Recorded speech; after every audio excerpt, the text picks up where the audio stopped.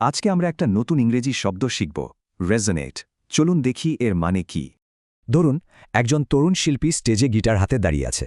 সে নিজের লেখা একটা গান গাইবে। তার গানটা তার নিজের শহর ঢাকা নিয়ে, চেনা সব জায়গা আর অনুভূতির কথা। গানটা শুনে দর্শকদের মনে হচ্ছে, আরে এ তো আমারই গল্প। তাদের মনে গানটা গেঁথে যাচ্ছে। এই যে একটা গভীর সংযোগ তৈরি হলো, এই অনুভূতিটাকে ইংরেজিতে কি বলে? এই অনুভূতিটা বোঝানোর জন্যই আমরা রেজোনেট শব্দটা ব্যবহার করি। রেজোনেট মানে হলো কারো অনুভূতি বা অভিজ্ঞতার সাথে গভীরভাবে মিলে যাওয়া, মানে মনে ছুঁয়ে যাওয়া। দেখুন, একটা গান ভালো লাগা আর রেজোনেট করা কিন্তু এক জিনিস না। ভালো লাগা মানে সাধারণ পছন্দ, আর রেজোনেট করা মানে গানটাকে নিজের মনে হওয়া। আচ্ছা, তাহলে রিয়েল লাইফে এই শব্দটা কিভাবে ব্যবহার করা যায়? চলুন কিছু উদাহরণ দেখি। প্রথমেই দেখি বিজনেস বা মার্কেটিংয়ের ক্ষেত্রে এটা কিভাবে কাজে লাগে।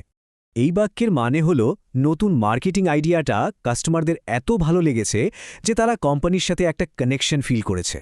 মানে বিজ্ঞাপনটা তাদের নিজেদের কথা বলছে বলে মনে হয়েছে, আর তাই তারা জিনিসটা কিনেছে। এবার চলুন দেখি লিডারশিপ বা যোগাযোগের ক্ষেত্রে এর ব্যবহার। এখানে পরিবেশ বাঁচানোর ব্যাপারে বক্তার কথাগুলো দর্শকদের মনে এতটাই গেঁথে গেছে যে তারা অনুপ্রাণিত হয়েছে। মানে বক্তার কথাগুলো তাদের নিজেদের মূল্যবোধের সাথে মিলে গেছে, তাই তারা একসাথে কাজ করতে চাইছে। শেষ উদাহরণটা দেখি কোম্পানি কালচার নিয়ে, মানে একটা অফিসের পরিবেশ নিয়ে। মানে কোম্পানির সততা আর স্বচ্ছতা নীতিগুলো এমপ্লয়ীদের নিজের বিশ্বাসের সাথে মিলে যায়। এই কারণে কর্মীরা ভাবে, হ্যাঁ, এটাই আমার জন্য সঠিক জায়গা। এতে কাজের পরিবেশ ভালো হয়। তাহলে মূল কথাটা কি?